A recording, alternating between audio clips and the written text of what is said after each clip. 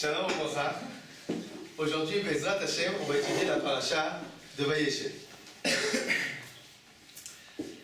En 1894, a explosé en France une histoire extraordinaire que vous avez sûrement tous entendu parler. Il s'agit de l'affaire Dreyfus. L'affaire Dreyfus, de quoi s'agit-il? En France, on trouve un certain bordereau dans l'état-major français. À certains bordereaux, il s'agit d'informations sur l'armée française qui sont transmises à l'armée allemande. Vous savez qu'à cette époque, depuis 1870, il y a des guerres sans arrêt entre la France et l'Allemagne, et au sujet de l'Alsace-Lorraine. Et donc, on trouve un bordereau pareil, et évidemment, on cherche qui est le responsable. On ne trouve pas forcément de responsable, mais on a un bouc émissaire. Il s'agit d'un certain Alfred Dreyfus, le seul juif qui est dans l'état-major. Et donc, puisqu'il est juif, et que c'est le seul dans l'état-major, c'est forcément le responsable. On lui fait un procès. Dans le procès, Alfred Dreyfus n'a pas le droit de voir les preuves qui lui sont des preuves culpabilisantes. Elles sont cachées au secret d'État. Et en fait, ce qui s'est passé, c'est qu'elles ont été tout simplement trafiquées. Trafiquées, des fausses preuves. Par un certain colonel Henri à l'époque. Et donc, il a trafiqué des preuves. Et ce qui s'est passé, c'est que notre cher Alfred Dreyfus est jugé, condamné prison à perpétuité à l'île du Diable, en face de la Guyane, et tout simplement, ce qui va se passer, c'est qu'il va être dégradé sur la place publique aux acclamations mort aux Juifs de la place, de la foule française.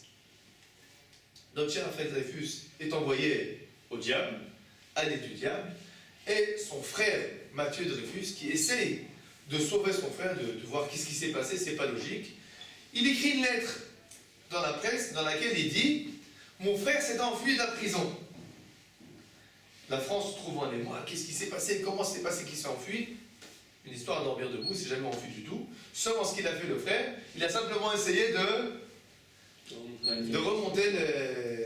remonter le sujet à l'attention du public. Certains hommes politiques commencent à rentrer dans le jeu, notamment une des personnes connues et célèbres, c'est Émile Zola. Et je passe beaucoup d'étapes. Enfin, ce qui s'est passé à l'époque, en fait, il y a la France se divise en deux camps, les Dreyfusards et les anti-Dreyfusards, à savoir ceux qui pensent que le procès il y a des failles dans le procès, et ceux qui pensent qu'il n'y a pas de failles dans le procès.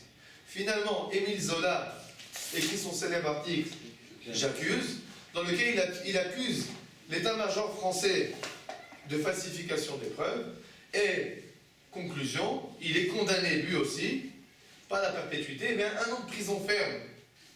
Qu'est-ce qu'il fait Zola? Lui, il a un bon avocat, il lui a dit « Enfuis-toi ». Donc lui, il s'enfuit en Angleterre, et il continue depuis l'Angleterre à écrire des articles. Après qu'il s'avère que la trahison continue. Il continue à avoir de la trahison.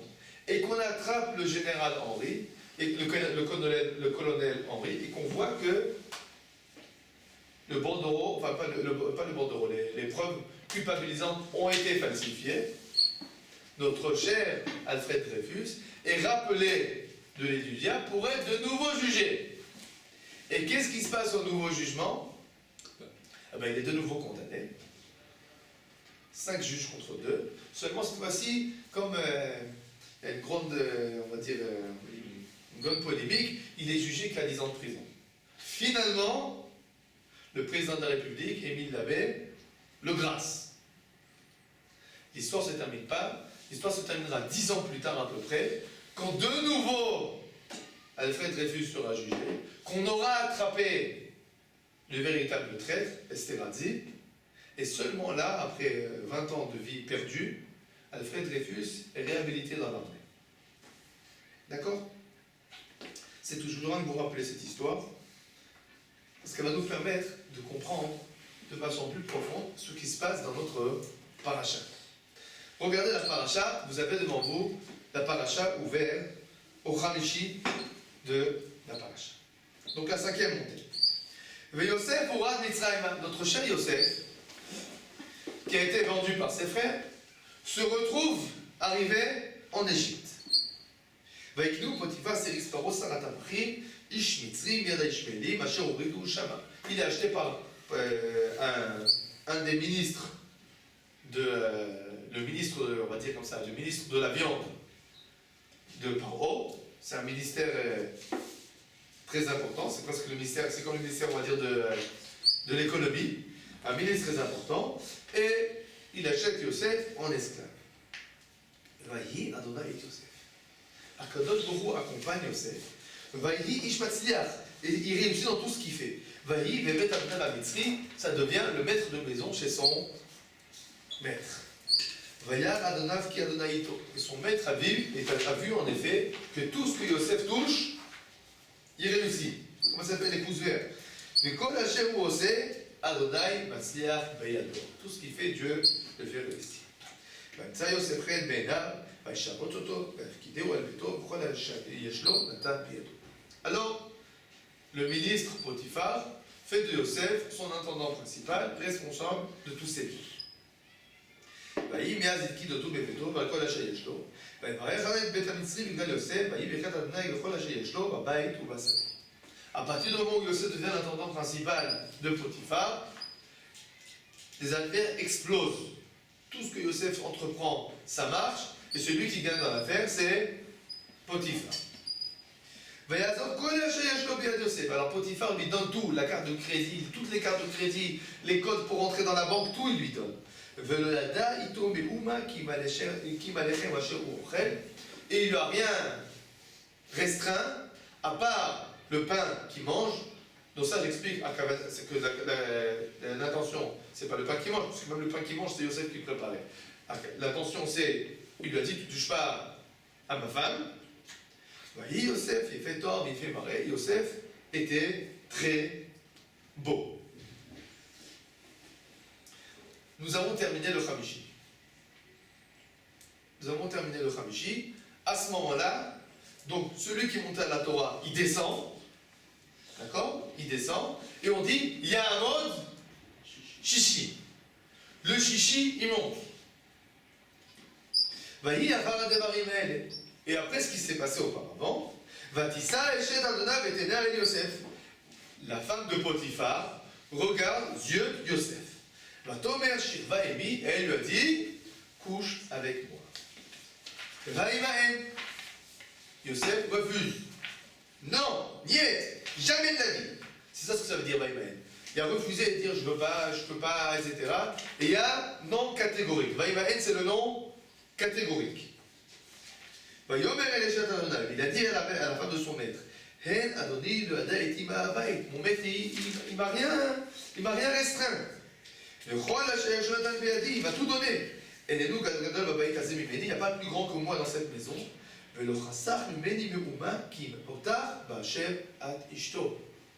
Il n'a rien refusé à moi, à part toi, qui est sa femme. Comment je vais faire une telle chose et être, on va dire, pécheur devant Akadosh Baruch. Alors jour après jour, elle a essayé de séduire Yosef. Il n'a rien écouté. Arrivé un beau jour. Il est venu pour travailler. C'était la grande fête, tout le monde est parti à la fête à Neuneu. Et donc, qui c'est qui est resté à la maison?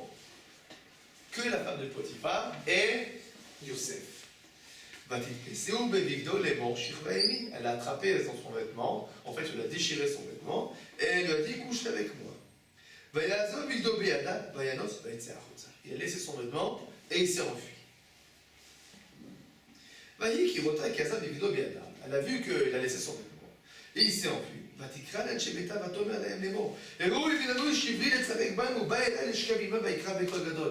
Alors elle crie tout de suite au viol, au viol. Celui-là, l'hébreu, il a essayé de me violer. Elle a gardé son vêtement près d'elle. Et vous connaissez la fin de l'histoire. Quand Potiphar revient, elle attend le moment propice et elle lui dit, voilà et voilà ce qu'il a essayé de me faire, Yosef. Et notre cher Yosef, il se retrouve finalement au cachot. Au cachot, donc, et ensuite nous connaissons le reste de l'histoire.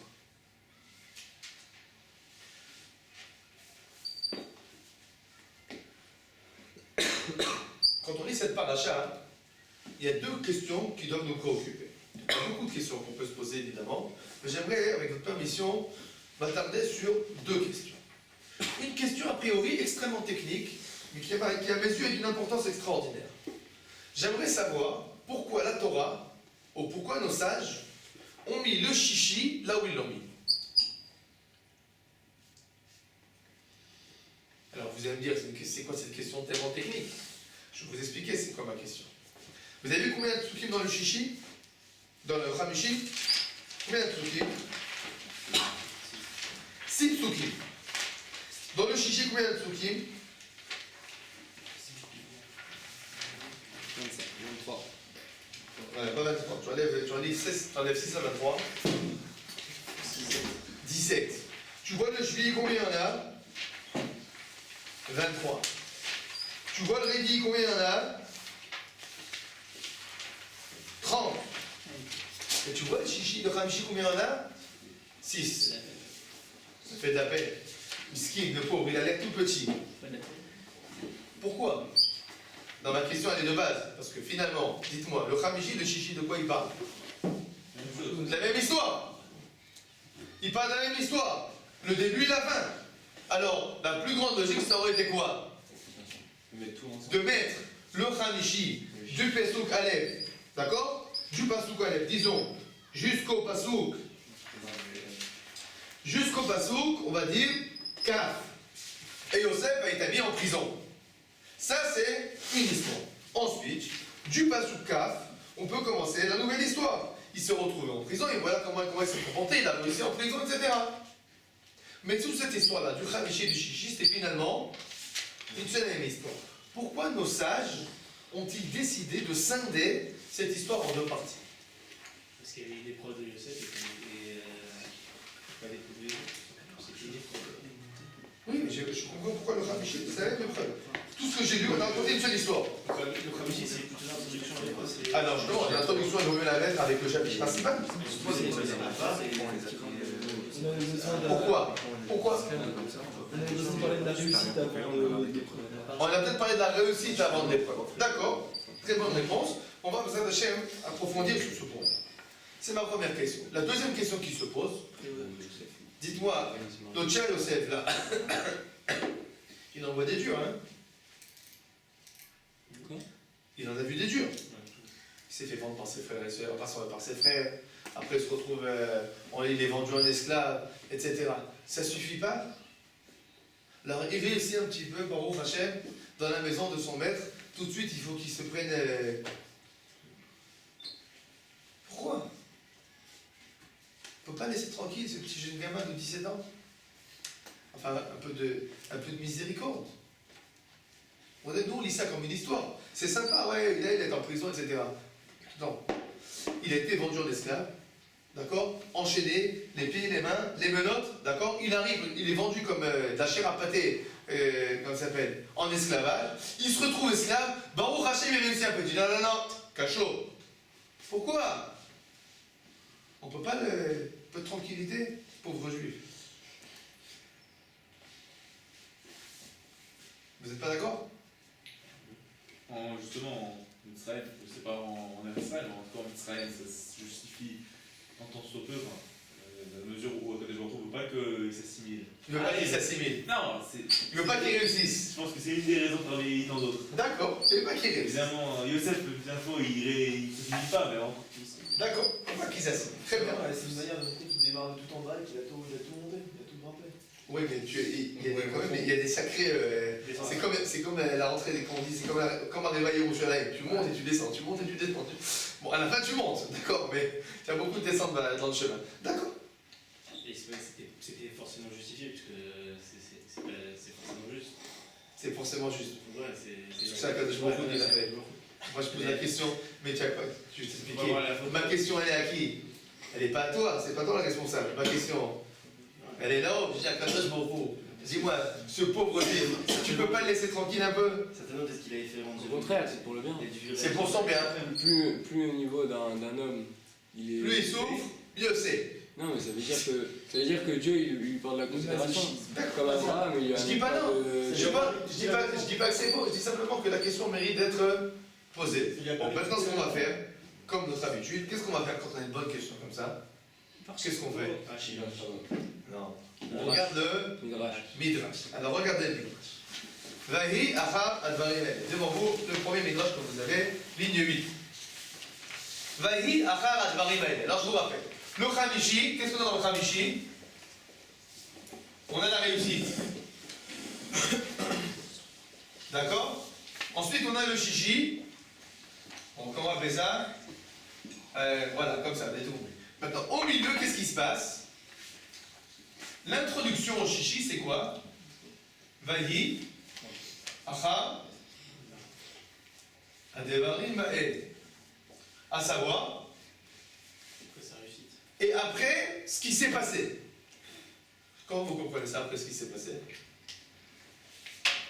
L'événement qui s'est passé et ça a été un facteur déclenchant du. Alors, a priori, on peut comprendre, a priori, que voilà, il y a eu la réussite, après ce qui s'est passé, à savoir, après la réussite, l'épreuve. D'accord? Alors, on va voir maintenant comment le Midrash, lui, il explique le Vahi achar advarim haele, et ensuite de ce qui s'est passé. Hiruret dvarim ayusham. Il y a eu là-bas des réflexions. Alors Dvarim, de ça je vous explique du mot Dvarim, pas des événements, mais Dvarim du mot Diburim, à savoir des paroles. De quelles paroles il y a eu là-bas? Yosef Yosef il a réfléchi. Amar, Kshaiti Bemet Abba, j'étais à la maison. Ayaba Roe Zemana Yafa, Aïta Sham. Alors il y avait par exemple dans le poulet, il y avait un bon morceau. Alors il me le donnait à moi. C'était bon. Et mais qu'est-ce qui se passait? Tous les frères ils me regardaient comme ça avec l'air, tu nous as volé le bon morceau. Nous on a droit qu'au reste. Maintenant que je suis là en Égypte, je te remercie à Kadosh Baruch Hu que je suis à l'aise. Kadosh Baruch Hu, Dieu lui a répondu, Atalis, on va dire comme ça, homme esselé,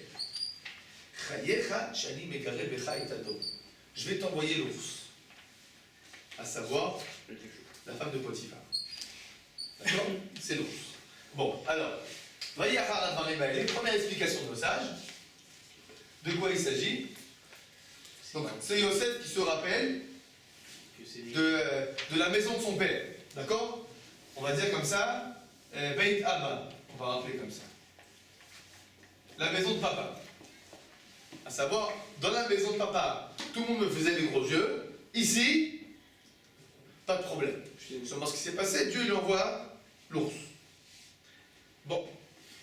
D'abord, deuxième explication. Abba nitnasa. Yosef a dit, mon père a été éprouvé. Zkeni nitnasa, mon grand-père a été éprouvé. Vani eni nitnasa. Et moi, j'ai pas d'épreuve. Vous vous rappelez, il n'a pas d'épreuve, lui, parce qu'il est arrivé ici tranquille. Amarale Akadosh Baruch Hu, Dieu lui a dit, Chayecha shani menase otra yoter me. T'inquiète pas, je vais t'éprouver plus que je les ai éprouvés tes pères. Donc, Yosef, il nous dit quoi ici? Il n'était pas mis à l'épreuve, il a. Où sont mes épreuves à moi? Il était vendu quand même. Où sont mes épreuves à moi? C'est qui dit ça? Ben oui, ouais, t'as déjà compris ça? Là, tu Il a pas d'épreuve. D'accord? Bon. Troisième explication. On va expliquer chaque chose. Pour moi, on regarde de façon générale, il faut expliquer chaque chose. Troisième explication. Une question? Non, c'est bon. Troisième explication. Rabbi Menachama Beshem Rabbi Bibi. Rav Menachama a dit au nom de Rav Bibi. car Aya Vestan chez leur décoration. Car, telle est l'habitude des idolâtres. Quand quelqu'un achète des esclaves, on les achète l'astrologos. Il va voir l'astrologue. Et Netava, Narchatava, c'est le moment, c'est la bonne chose à faire. Et la chanze Batissa, elle a la chambre astrologie. Il a écrit après ces choses-là que la femme de son maître a levé ses yeux sur Yosef. C'est quoi lever ses yeux? En fait, elle a levé ses yeux dans les étoiles. Elle est partie voir l'astrologue. Et l'astrologue lui a dit, c'est bon, vas-y, c'est le moment. Donc, c'est les paroles de qui? Astrologue. Astrologus. Bon. Mais il parle de. Tout est clair? À qui? On n'a rien compris. D'accord? On n'a rien compris évidemment. Oui? Potiphar ou sa femme? Alors, c'est dans la femme de Potiphar, il va voir l'astrologue qui lui a dit, vas-y, carte blanche, c'est le moment. Bon. Alors, Bezat Hashem, ce qu'on va essayer de faire maintenant dans le chiot, c'est d'expliquer ces trois avis et qu'est-ce que ça veut nous dire à nous aujourd'hui. Alors, on ne va pas expliquer les choses dans l'ordre, on va faire un peu dans le désordre, mais c'est pour faciliter la compréhension. On va commencer par le deuxième avis. Le deuxième avis, Yosef, il dit, moi, j'ai pas eu comment ça s'appelle, de nissionnot, j'ai pas eu d'épreuves. Mon père a des épreuves, mon grand-père a des épreuves. Notre cher ami tout de suite a posé la question, il a dit, ouais, il n'est pas arrivé en carrosse en Égypte. Il est arrivé enchaîné comme un esclave. Il a été vendu par ses frères. Comment ça, il n'a pas eu d'épreuves? Première question. Deuxième question qu'il faut poser. Où c'est que c'est marqué dans les psukim que Yaakov, que Yosef, il a des épreuves? Il demande des épreuves. Où c'est que Yosef, il demande des épreuves dans les psukim? Après ce qui s'est passé, où c'est que tu as vu que Yosef, il a dit, Akadosh Baruch Hu, envoie-moi des épreuves? Où c'est? Vous avez vu où c'est marqué dans les psukim? C'est pas marqué dans les psukim. Alors d'où nos sages nous racontent une histoire pareille? Qu'est-ce que nos sages veulent nous véhiculer quand ils nous disent ça? Je me dis aussi pourquoi il veut une épreuve. Pourquoi il veut une épreuve? Pourquoi il est victime alors que c'est lui la victime? Pourquoi c'est lui la victime? Pourquoi il s'est mis en tant que quelqu'un qui devrait être la victime? Pourquoi nos sages ils font de Yosef celui qui demande d'être la victime? Alors qu'il l'est déjà. Très bien. Très bonne question. Maintenant il faut répondre. C'est aussi. Mais aussi demander pourquoi de le genre, ok, je comprends que tu m'as fait descendre en Israël pour me donner des épreuves. Maintenant, bon, je suis arrivé, ça va, tout va bien. Maintenant, amenez-moi. Genre, ils demandent d'avoir les épreuves pour les réussir, pour ensuite. Alors, d'accord. J'ai une question. Très bien. On va commencer par ta base et on va essayer d'approfondir dans les psukim. Dans le Khanishi, qu'est-ce qui se passe? C'est réussi. Il réussit. Mais justement, c'est pas parce que ça. Il dit dans le Ramichi qu'il réussit tout et qu'il lui donne tout après. Potiphar, il lui laisse tout faire. Il laisse tout Mais faire. Potiphar, justement, il a compris que si jamais il reste avec Jacob, il va tout réussir avec Yosef. Et c'est pas une manière de faire que Yosef quitte Potiphar pour aller dans le château directement, pour pouvoir aller auprès de Pharaon. Toi, tu regardes maintenant toute l'histoire. Tu connais toute l'histoire. Tu as raison. Mais je vais te dire quelque chose. C'est très important. Il serait resté dans la maison, il Tu as aurait jamais quitté le. Tu as raison. Maintenant, ce que je veux te dire maintenant, c'est que nous, on veut essayer maintenant de comprendre Yosef à leur H où il est en tôle. Tu comprends? Ou à leur H où il est maintenant dans la maison de Potiphar et qui réussit. Parce que nos sages nous disent que c'était quoi les paroles de Yosef? C'est Yosef qui a demandé l'expérience, le nisayon, l'épreuve. À quel moment il a demandé ça? À quel moment il demande l'épreuve? Après qu'il soit vendu. Quand il réussit. C'est-à-dire qu'en plein milieu du Khanishi, Yosef, tout ce qui touche, ça marche. Il marche dans la rue, tout le monde dit, tu vois, celui-là, tout ce qui touche, il réussit. Et Yosef, qu'est-ce qui se pose comme question maintenant? Comment ça, c'est trop, ouais. Alors Yosef, en fait, qu'est-ce qu'il se dit? Yosef, il voit toute sa réussite, et à un moment ou à un autre, qu'est-ce qu'il se dit? Il y a un problème. C'est quoi le problème? C'est trop facile. Il n'arrive pas à se C'est concentrer avec eux. trop facile. Finalement, je ressemble pas à mes pères. Je ressemble pas à mes pères. Pourquoi? Yosef, il dit, regarde, c'est vrai que c'est sûr qu'il a eu l'épreuve. Il a été vendu. Mais Yosef, quand il voit les choses, comment il voit les choses? Il dit, c'est pas une véritable épreuve que j'ai eue. Pourquoi c'est pas une véritable épreuve? Parce qu'il a réussi. Regarde, mon père, mon grand-père, mon grand-père, il a été mis sur le, comment ça s'appelle? Le Akeda. Donc, pour être sacrifié. D'accord? Yaakov, d'accord? Dina, Shimon ben Levi, Lavan, Esav. Bon, ça c'est, comment ça s'appelle? Des épreuves. Yosef, il voit son histoire à lui, il dit, moi d'accord, j'étais vendu, mais finalement, je réussis, tout marche. Et Yosef, à ce moment-là, qu'est-ce qui se passe? Je ne suis pas comme mes frères, comme mes pères. Je ne suis pas comme mes pères. Maintenant, est-ce que forcément Yosef, il a dit ça?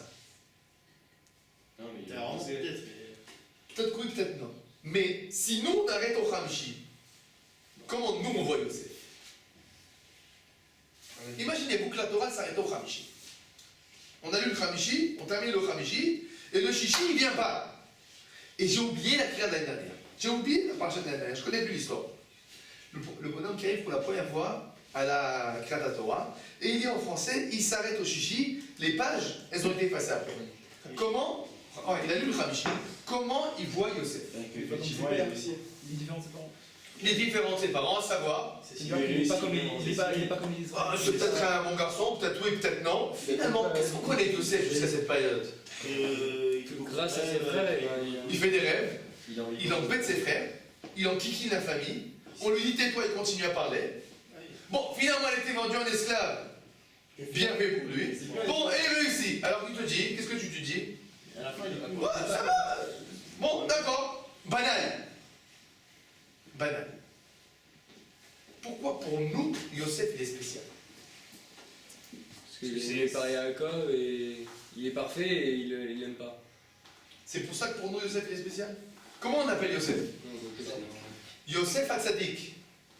Pourquoi il appelé Yosef Hatzadik? Pour ça. Pour ça. Ça veut dire que dans cette histoire-là, c'est l'histoire qui va véritablement nous dévoiler qui est Yosef. Sans cette histoire-là, pour nous, Yosef, ça aurait été qui? Il y a une polémique entre Yosef et ses frères. Nous savons qui c'est qui a raison. C'est vrai que ses frères sont mal comportés. Ils l'ont vendu. Mais finalement, vous connaissez l'histoire du petit frère qui enquiquine toujours le grand frère? À la fin, le grand frère lui donne une gifle. C'est pas juste de crier que sur le grand frère. Peut-être que le petit frère, il a bien embêté. Vous connaissez le petit frère qui vient, qui fait comme ça. Et après, il dit, j'ai rien fait, moi j'ai rien fait. Moi. Alors, Yosef, quand tu lis l'histoire, comment tu peux le voir? Exactement comme ça. Son père, il lui dit, tais-toi, arrête d'embêter. Et lui, qu'est-ce qu'il vient le matin? Vous savez ce que j'ai rêvé sur vous? Alors, ses frères, ils lui font la tête. Le lendemain, il revient. Vous savez ce que j'ai rêvé sur vous? Enfin, tu apprends pas? On va dire qu'il manque de tact. Alors, il a été vendu, c'est pas beau, c'est pas gentil, mais c'est bien fait. Finalement, qu'est-ce qui fait de Yosef pour nous Yosef Hatzadik? Ça, cette histoire-là. C'est là qu'on voit, voilà, c'est pas comme on pensait. Imaginez-vous que cette histoire n'ait pas été marquée dans la Torah. On aurait dit Yosef, c'est un chanceux. Mais on n'aurait pas forcément compris pourquoi Kadosh Baruch Hu, il aide. Pourquoi Kadosh Baruch Hu, il fait de lui ce qu'il est. C'est cette histoire-là qui va mettre Yosef à quel niveau? Ça veut dire, à savoir au niveau de qui? De ses pères. C'est cette histoire-là qui va faire que Yosef, dans notre esprit, ça va devenir la continuité véritable de Avraham, Yitzhak et Yaakov. C'est pas que ça. Nos sages, ils nous disent, regardez ce qui est marqué dans le Midrash, Ani menaseh otra yoter. Je te fais une plus grande épreuve. Pourquoi c'est une plus grande épreuve? Alors, quand on lit les psukim, on ne se rend pas compte. Mais il faut faire attention de ce qui s'est passé. Rahi kedabera elav yom yom. Et voici qu'elle essaie de le séduire tous les jours. Combien de temps c'est tous les jours? 2 jours plus. 3 jours, des semaines plus. Des mois plus. Regardez ce que disent nos sages. Rahi kedabera elav Yosef yom yom. Amar Rav Yehuda bar Shalom, Yom Yom, 12 Chodesh. Elle lui a parlé pendant 12 mois, tous les jours. Tous les jours, il arrivait Yosef, elle s'habillait de façon séduisante. Le Midrash, je ne vais pas rapporter tous les détails, mais il nous raconte Elle mettait des habits différents le matin et le soir. Elle changeait de parfum. Elle changeait de bijoux. Tous les jours. Pendant 12 mois. Jour après jour. Ça, c'est quoi?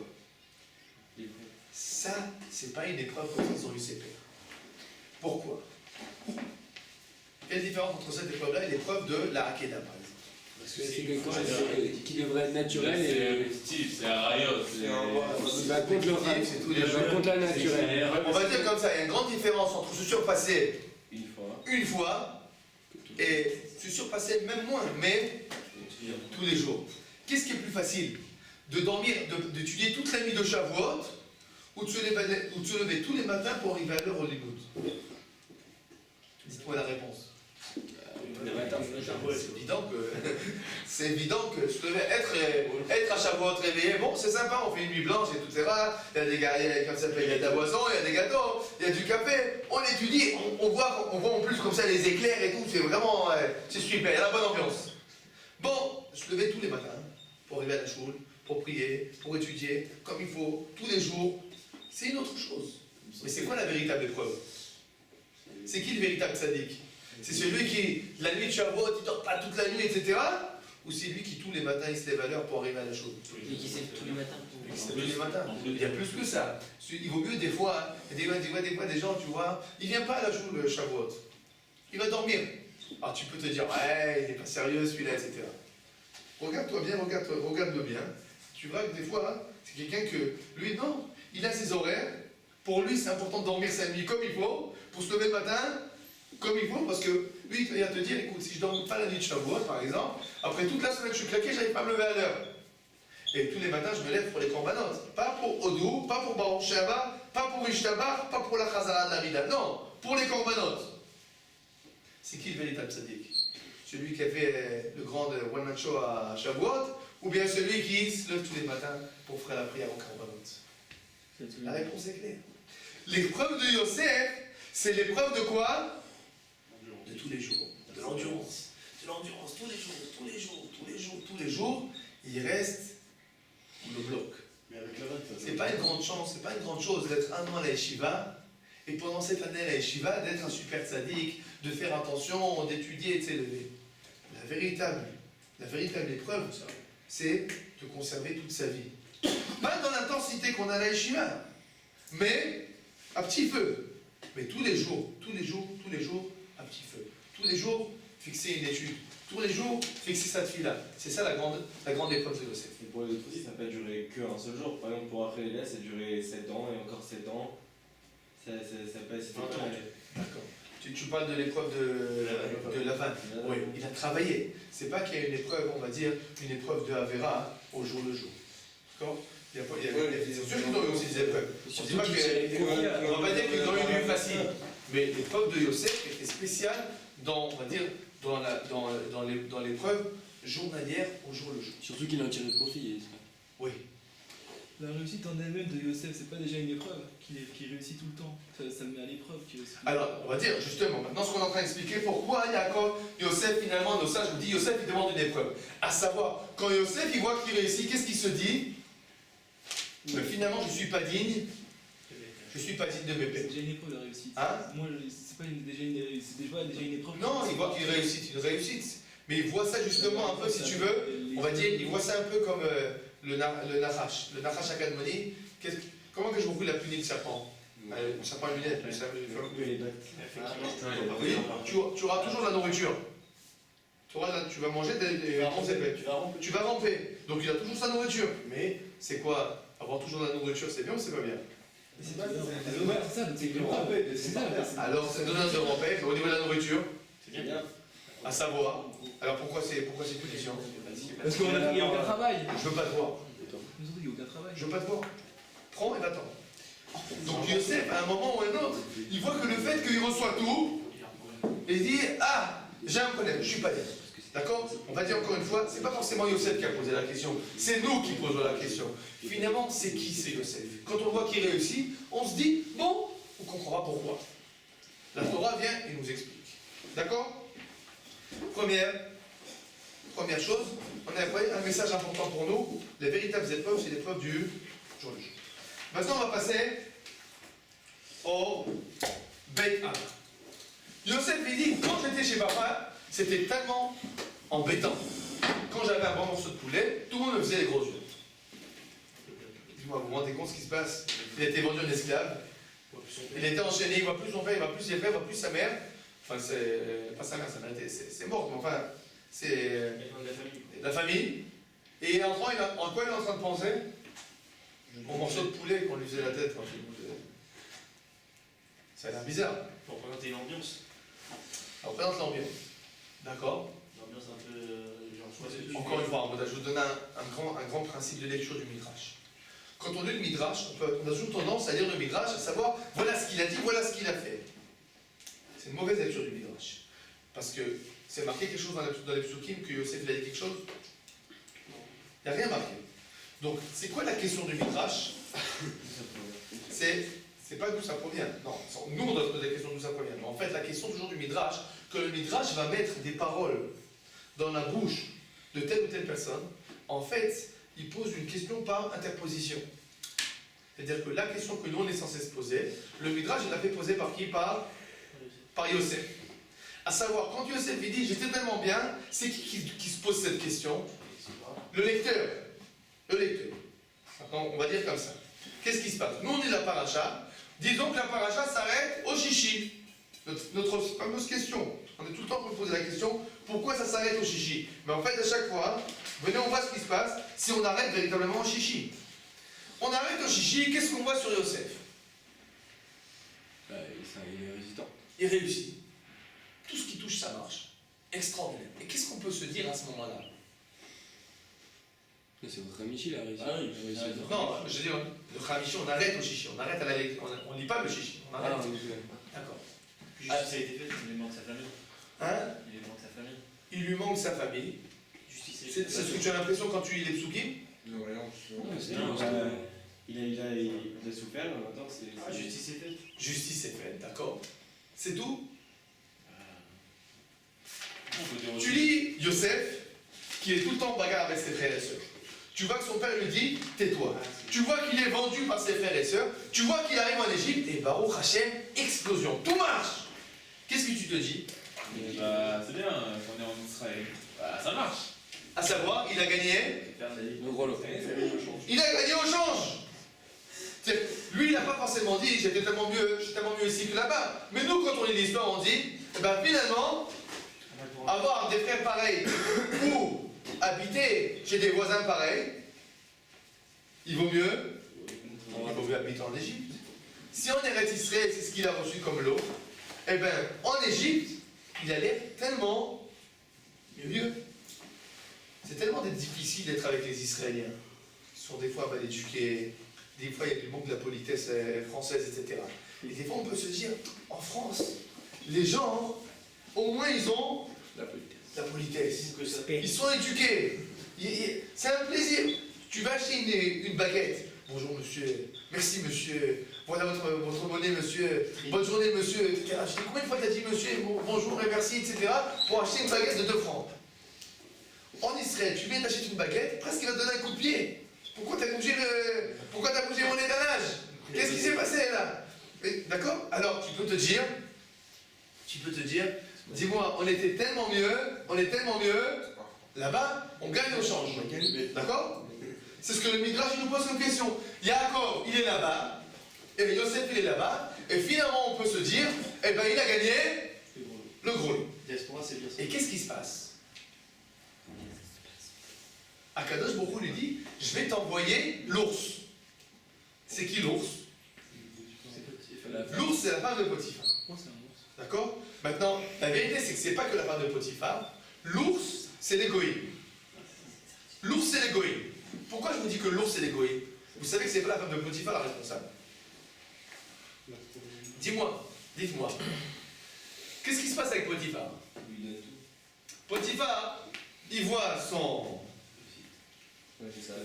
esclave qui a tenté de violer sa femme. Comment on règle ça en Égypte?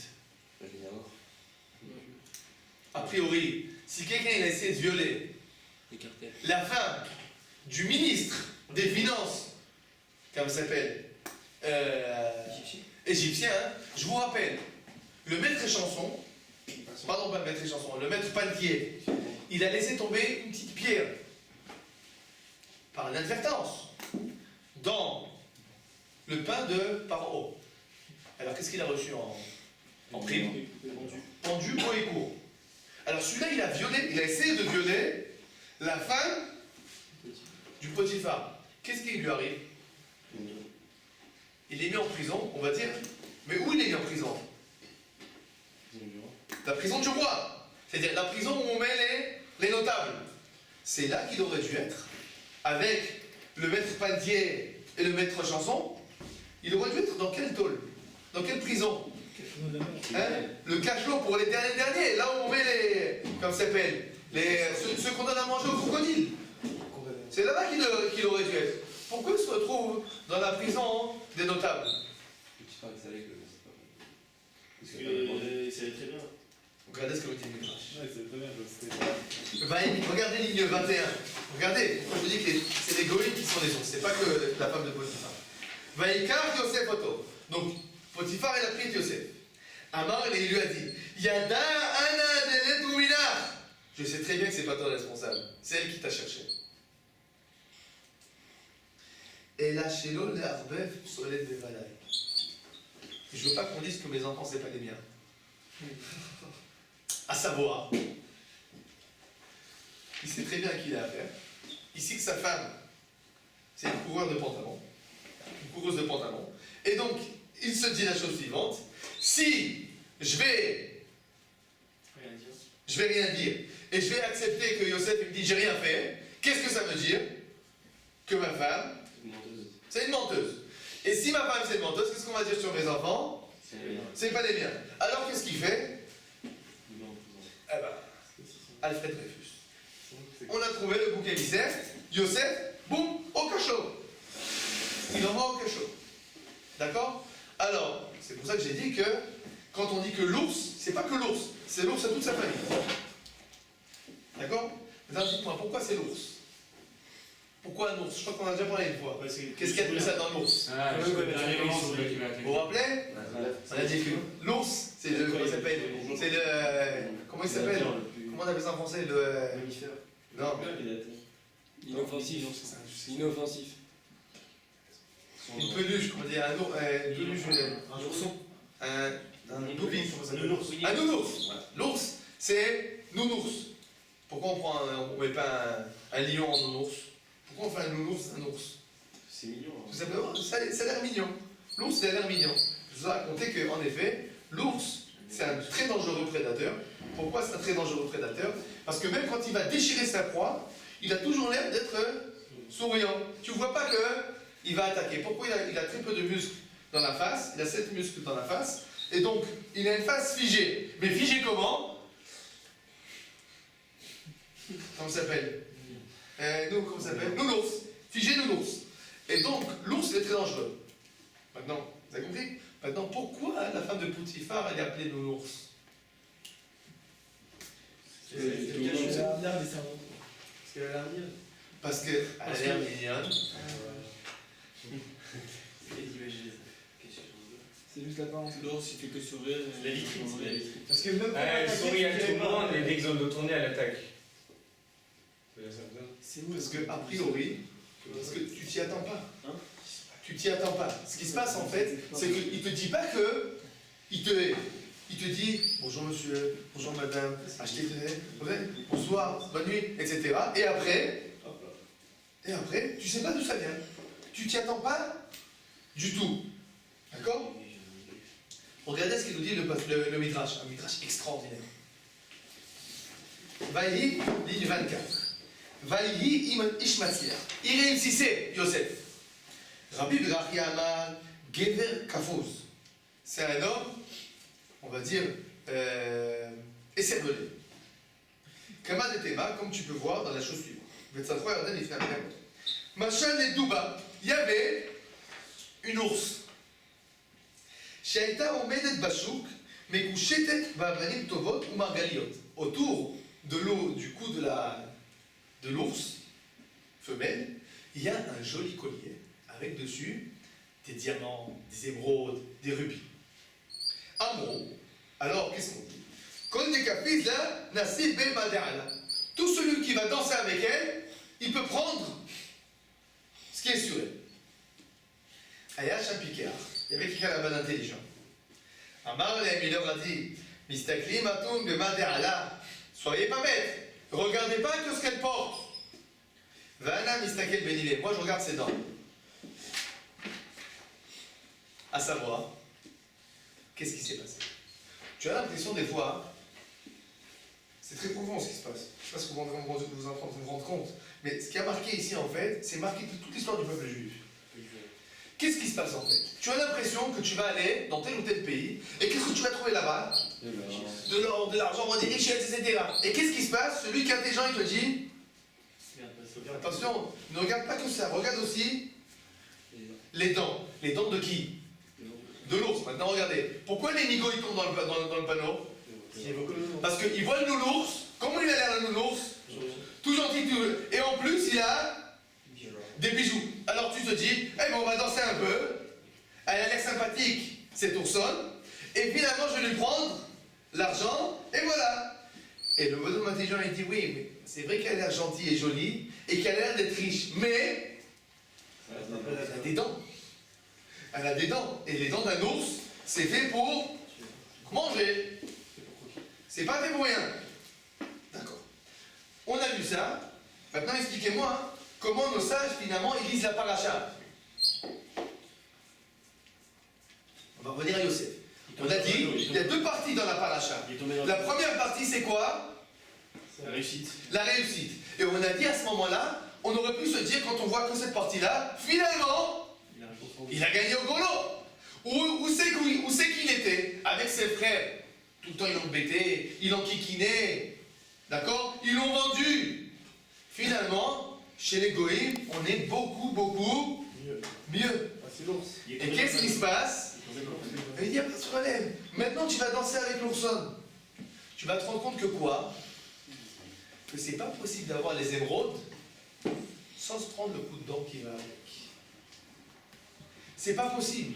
C'est une erreur de parcours, c'est une erreur de compréhension que de regarder l'opulence et de ne pas regarder le prix qu'il a payé avec.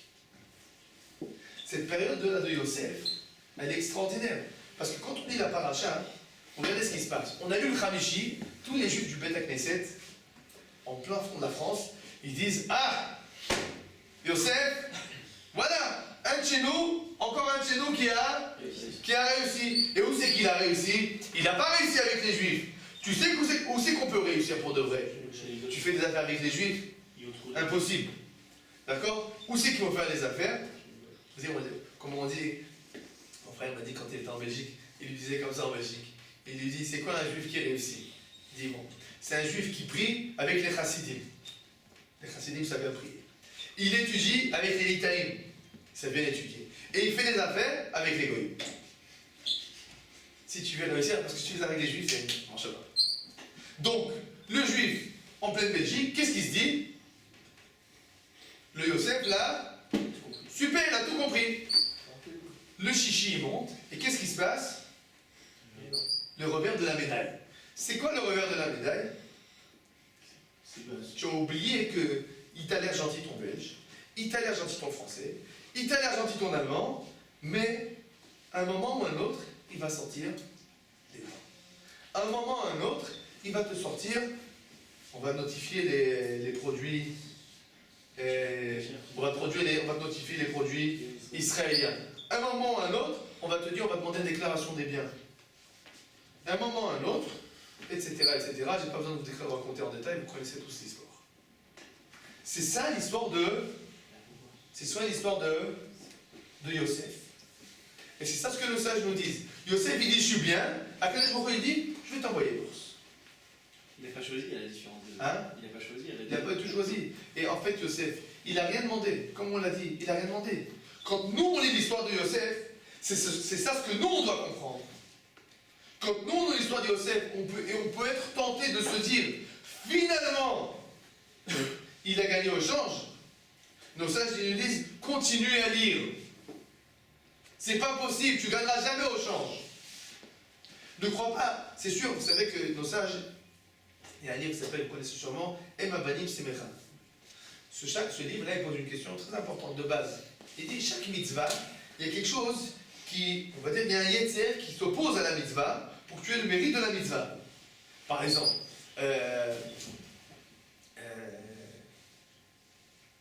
il ne faut pas s'approcher des harayot. Bon, mais il y a une tentation. Donc tu dois surmonter ta tentation, etc. Adi, c'est quoi la tentation d'habiter en Khouslarets? Non, c'est l'argent, c'est confort. Réponse, tout simplement dit, l'argent. L'argent. La tentation d'habiter en dehors d'Eretz Israël, pas dans son pays, c'est quoi? C'est l'argent. Seulement nos sages, ils nous disent, c'est vrai qu'il y a une tentation, mais il faut faire attention. C'est un attrape-nigo.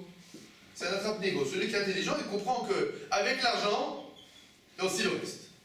Il y a aussi le reste. Bon. C'est la deuxième. Oui. Il risquait quoi en vrai s'il le faisait avec la fille? Hein? Il risquait quoi? Qu'est-ce qu'il aurait risqué, Yosef? On va voir dans une seconde. Tu dis, finalement, il aurait pu s'assimiler gentiment. Parce que c'est quoi les dents de l'ours? Excellent. Très bien. Très bien. Il pose une très bonne question. Tu vas voir que nos sages, ils posent la question d'une manière différente, mais ils posent la même question. Troisième question, Astrologos. Elle a vu dans son astrologue. Qu'est-ce que nos sages ils veulent nous dire? Elle est partie voir l'astrologue, il lui a dit c'est bon, c'est le moment. Qu'est-ce que ça veut dire? Il a dit c'est le moment pourquoi? C'est le moment de passer à l'action. Maintenant, de quoi il s'agit? Je vais expliquer tout simplement. Yosef, combien de temps il était chez Potiphar? Non, il était 12 mois à partir du moment où elle essaie de séduire. Mais combien de temps il était avant? Quelques années.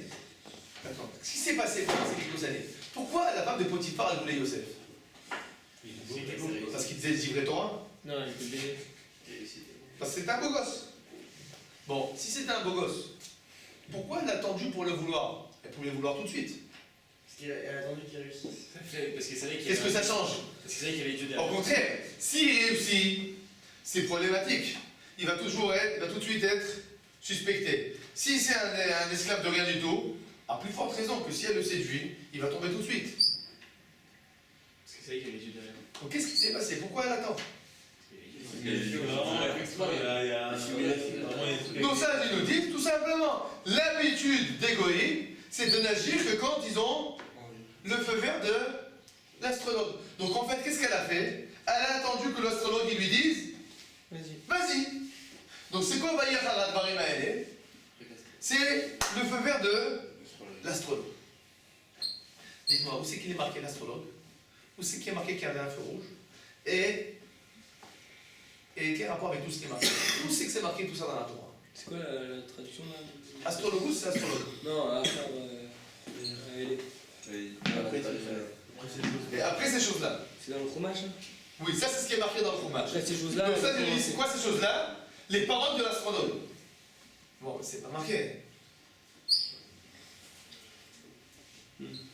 Quand on voit qu'un juif il prend trop d'ampleur, on veut le casser. Mais c'est pas. Où c'est que c'est marqué? Tu as raison, mais c'est pas. Où c'est que c'est marqué? Ouais, Qu'est-ce qu'ils veulent nous dire nos sages quand ils disent les paroles de l'astrologue? Qu'est-ce qu'ils veulent nous dire? Disons, on va dire comme ça. On va travailler par le raisonnement par l'absurde. Qu'est-ce qu'ils veulent nous dire de ne pas comprendre? Quand la femme elle s'aperçoit qu'il réussit C'est beaucoup pas elle qui et a fait que le- son homme il prend beaucoup d'attention à Yosef, alors il se dit il prend un peu mon mari quoi. Et c'est peut-être dit ça. Alors qu'est-ce qu'elle fait? Elle va le prendre lui. Elle s'est dit je vais trouver sa faille pour le faire fauter et que mon mari le condamne. Ah, tu crois qu'elle voulait l'expulser? A priori, c'est pas le pshat. Dans l'explication simple, c'est qu'elle voulait simplement son corps. Qu'elle avait le droit maintenant que c'était permis. Pourquoi c'est pas mis maintenant? Non, enfin les astrologues ont dit c'est Ah, elle a dit c'est permis. D'accord. Mais qu'est-ce que nos sages ils veulent nous dire quand ils nous disent ça? Les astrologues ils ont dit que c'est permis. Qu'est-ce qu'ils veulent nous dire? C'est-à-dire que c'est pas Potiphar qui l'a fait de son chef. Dites-moi. Si je lis les psukim tout seul, d'accord? Sans nos sages, comment je peux comprendre les paroles Vaï Achar Advarim Hael? Avec ça devient riche. Après la richesse. Après la richesse. Et donc, comment je peux comprendre le fait que Potiphar, la femme de Potiphar, commence à mettre ses yeux sur Yosef? Il est riche, il a conséquence. Il est riche, à savoir, Il est garçon. il a fait une erreur ce juif. Quelle erreur il a fait ce juif? Il a tout géré. Justement, Il a trop oublié réussi. Il s'est mis en avant. Comme Vous avec voyez, ça. on connaît cet argument. Tu sais pourquoi les juifs ils souffrent? Parce qu'ils montrent trop. Parce qu'ils font pas attention de se cacher quand ils réussissent. Si on sait se cacher quand on réussit, il n'y a pas de problème avec l'égoïsme. Le problème c'est quand tu te mets en avant. Bon, nos sages, qu'est-ce qu'ils viennent et nous disent? Comme avec ses frères. C'est pas pour ça que. Non, non, c'est pas pour ça. Tu dis mal. Tu sais pourquoi il a attaqué maintenant? À cause de quoi? De l'astrologue. Et pas à cause de quoi? Pas à cause de la réussite. Qu'est-ce qu'il va nous dire nos sages? C'est pas Yosef le problème. Que le problème c'est pas est-ce que toi tu réussis ou tu réussis pas. Ils t'attaquent pour leur considération à eux. À savoir, tu peux te dire, tu sais pourquoi? Si on veut être gentil, si on se met en avant, alors c'est normal qu'on attire la jalousie et on ne nous aime pas, etc. Mais si tu dis non, il attaque quand son astrologue il lui dit, qu'est-ce que ça veut dire? C'est pas du tout lié à toi. Il t'attaque en fait quand il en a envie, on va dire, quand il pense que l'occasion est bonne de l'attaquer. L'astrologue, c'est n'importe quoi. C'est-à-dire que tu peux pas prévoir cette Ça veut dire, en gros, l'idée est tout simple. Ça dépend pas de Yosef. Ça dépend pas de toi. Et qu'est-ce que nos sages viennent nous dire comme message très fort? je sais pas comment ça arrive à. Ne crois pas que tu peux te dire, tu sais quoi, je vais être en route là, arrête. Mais comment je vais faire? Je vais être en sous-marin. Je me mets en sous-marin, il n'y aura pas de problème. Et il dit, tu comprends pas? Ça dépend pas de ce que tu te mets en sous-marin ou tu ne te mets pas en sous-marin. Exactement comme vous avez dit tout à l'heure. Peut-être que Yosef il s'est mis trop en avant. Il a réussi, c'est pour ça. La réussite, ça tire les ennuis et les problèmes. Non. Non. Ça dépend de son astrologue. Il est déjà pourquoi il a Ça veut dire que pourquoi il a attendu les Juifs, les Français en 1894, d'accord? Ils aimaient les Juifs ou ils les aimaient pas les Juifs? Ils les aimaient pas. Alors pourquoi ils n'ont pas mis les Juifs à la potence? On ne sait pas. Une chose est sûre, quand ils ont eu l'occasion, Parce qu'il est gardé. quand ils en ont eu l'occasion, eh ben, ils ont trouvé le seul juif de l'état-major et ils l'ont mis à la potence. Ils cherchent une boucle émissaire. Ça veut dire que c'est pas qu'ils ont cherché le bouc émissaire, c'est une question d'occasion. Ça dépend de eux. Ça dépend de eux. Pourquoi? Qu'est-ce qu'ils ont fait aujourd'hui, l'État d'Israël de spécial, que l'Union européenne, elle décide de marquer des produits? Qu'est-ce qui s'est passé de spécial, à part le fait qu'on se fait poignarder tout le temps, qu'on essaie de faire la paix et qu'on n'a pas de partenaire, et qu'on est gentil et magnifique avec nos ennemis, on leur donne on leur donne l'électricité, on leur donne l'eau, ils ne payent pas l'électricité, on leur donne pas l'électricité, etc. Qu'est-ce qu'on a fait, les Bono Shalom, de spécial maintenant? Dites-moi, quel événement a déclenché le fait que l'Union Européenne dit maintenant, c'est plus possible? Il connaît trop parfait. Ah, maintenant, il faut leur... C'est la jalousie. Qu'est-ce qui s'est passé? Il connaît trop parfaitement. La réponse est rien du tout. Rien du tout. Il ne s'est rien passé du tout. C'était maintenant. Ils ont trouvé maintenant pour nous, c'est l'occasion. Ne cherche pas à comprendre et à te dire peut-être que j'ai mal agi, j'ai mal fait, j'ai pas. Non, tu comprends pas. Tu comprends pas. C'est pas parce que toi tu vas agir comme ça ou comme ça qu'il va te haïr. Il te haït pour une simple et bonne raison. Parce que Alacha, Esav son est Yaakov. C'est une Alacha. Comme on a vu dans la paracha la semaine dernière. Esav, il est Yaakov. Alors pourquoi il a embrassé Esav quand il voit Yaakov? Il attendait l'occasion. C'est tout. On ne sait pas. On ne sait pas. C'était un événement spécial. Il a eu, comme ça s'appelle, de la miséricorde à ce moment-là. Mais ne comprends pas, hein, ne comprends pas le fait qu'ils sont gentils, ils sont gentils, que ça veut dire que, voilà, j'ai trouvé la solution, et moi je vais en sous-marin, tout va bien. Et c'est quoi la meilleure preuve? Pourquoi j'ai commencé par l'histoire de Dreyfus? L'histoire de Dreyfus, c'est exactement ça l'histoire de Yosef. Dreyfus était un juif complètement assimilé. Complètement assimilé. Il n'avait rien de juif, ce juif. À part le fait que il était juif. Maintenant, tu peux dire quelqu'un qui est assimilé. Quelqu'un qui travaille dans l'armée française, il est assimilé. Qu'est-ce qu'on veut de lui? Qu'est-ce qu'on veut de lui? Rien du tout. Vous savez que cette histoire de Dreyfus, c'est elle qui a déclenché, c'est ce que raconte l'histoire, c'est celle qui a déclenché la volonté de Herzl. Pourquoi? Parce que Herzl était exactement dans la même situation. C'était lui aussi quelqu'un complètement assimilé. Des journalistes assimilés. Ils pensaient avant cette histoire que la solution du judaïsme, c'était tout simplement de se convertir. Ils pensaient se convertir, comme ça s'appelle, et être au christianisme. En se disant que si on se convertit tous au christianisme, il n'y a pas de problème. Et qu'est-ce qui s'est passé dans l'affaire Dreyfus? Il s'est rendu compte qu'il y a quelque chose d'ici d'incompréhensible. Mais il faut accepter la réalité. On ne peut pas leur faire confiance. On ne peut pas leur faire confiance. Et l'histoire juive, malheureusement, nous l'a montré maintes fois. On ne peut pas leur faire confiance. Tu vas être en sous-marin, on va te dire, ah, tu es en sous-marin, donc tu es en train de faire une alliance, comme ça s'appelle, mondiale, pour pouvoir conquérir le monde. Tu te mets en avant, on te dit, ah, tu te mets en avant. Bon, tu te christianises, tu te dis, bon, voilà, de nouveau, tu recommences à, comme ça s'appelle, à sous-mariner, voilà.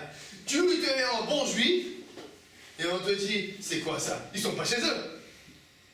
Donc quoi que tu fasses en fait, il n'y a pas de solution. Alors les époques, c'est quoi l'utilité? Et donc finalement ce qui se passe, nos sages ils nous disent, cette histoire de Yosef dans la maison de Potiphar, c'est quoi en fait?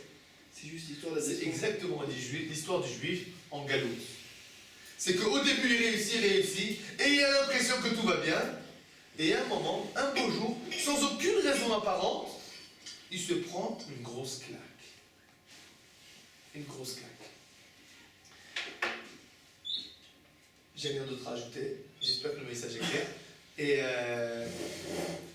pour nous et pour tous les auditeurs, c'est triste. C'est triste, mais c'est exactement ça l'histoire du peuple juif en diaspora. Il raconte que Dieu nous donne l'intelligence de ce bonhomme-là qui voit le collier autour du cou de l'ours et qui dit, ils sont bien beaux ces pierres, elles sont bien belles, ils sont bien beaux ces diamants, il faut pas oublier de regarder les dents. Baruch Adonai Leolam, Amen. Et Amen. Amen.